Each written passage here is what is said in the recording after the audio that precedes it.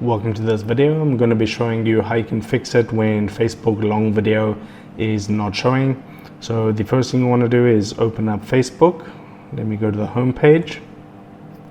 Then what you want to do is tap the three horizontal lines at the top right hand corner. Scroll down and there at the top it says settings. Tap onto settings.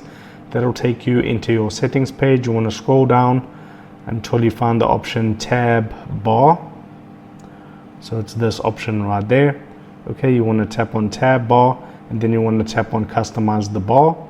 And right now you want to go ahead and where it says feeds, you want to select it from auto to hidden. Okay, once you've done that, you want to choose reels and if it's on pin, you want to change it to auto. Okay, and that's all we need to do in the Facebook application. So we can go out of it. We can open up the Google Play Store. We can tap on search and we can search for Facebook. Okay, and if you have an update available, it's going to say update, and then you want to go ahead and update your Facebook application. For me, it says open, meaning I have no available updates.